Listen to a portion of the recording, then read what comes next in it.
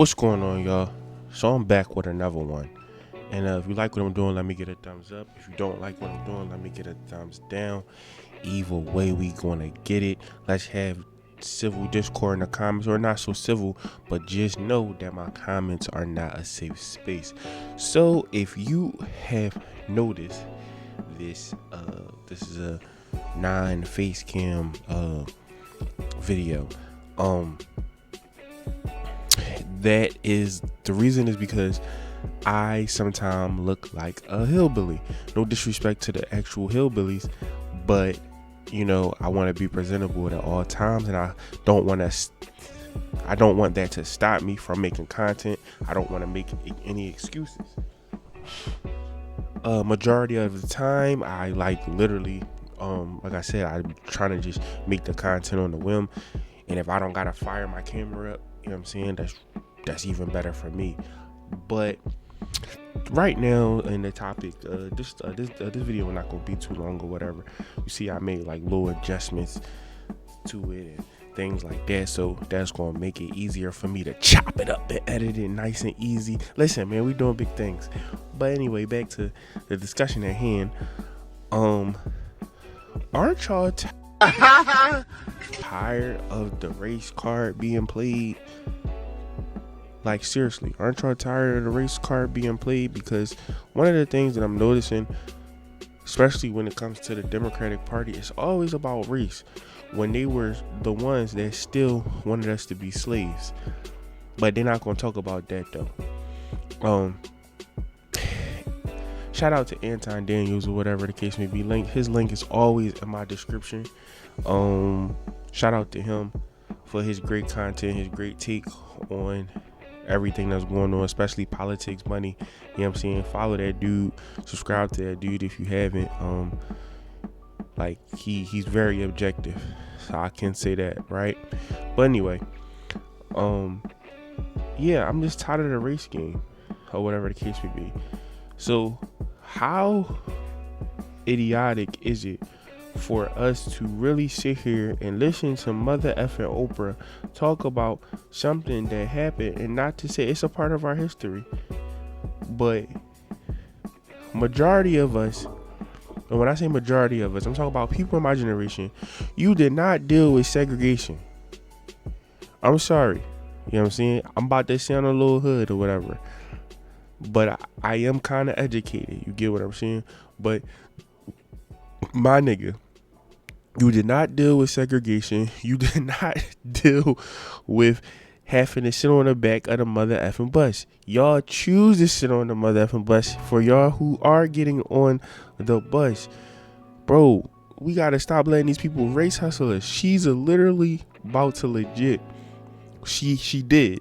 She literally talked about something that happened in the 1900s, or whatever the case may be, way before I was even thought about, and stuff that y'all never even went through. And to be honest with you, I'm not saying that either party is better than the other, but one party is more capable than the other party in running America. But I just want y'all to, you know what I'm saying, lock in on this, man. Listen to this. Another early 1900 story, so that we can go back to the Negro spiritual.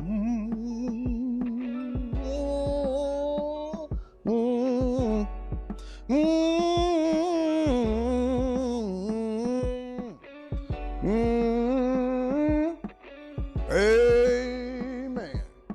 I was down by the swamp.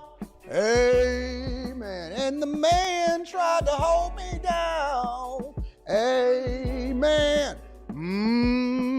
They tried to segregate. He hitting that note, though. You can't lie. That nigga hitting that note. Gators. Another Negro spiritual.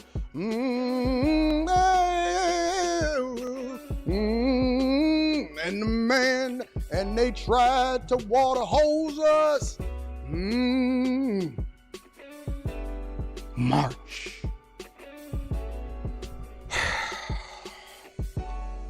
Of the school leaving only Tessie and 2 other little black girls, Gail Etienne and Leona Tate, to sit in a classroom with the windows papered over to block snipers from attacking their 6-year-old bodies.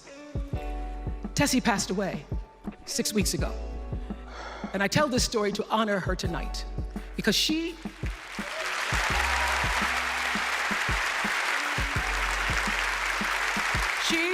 like Ruby Bridges. More racism, more racism, racism, racism, racism, racism. No policy, just racism. And her friends, Leona and Gail. The New Orleans Four, they were called. They broke barriers, and they paid dearly for it.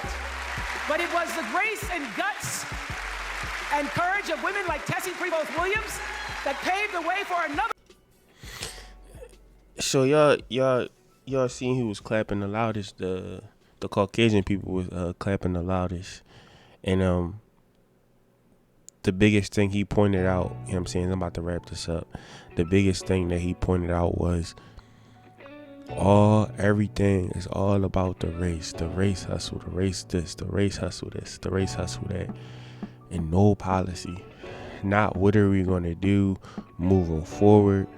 I understand that these people are not to be forgotten, but majority of us, once again, we did not go through segregation or whatever the case may be.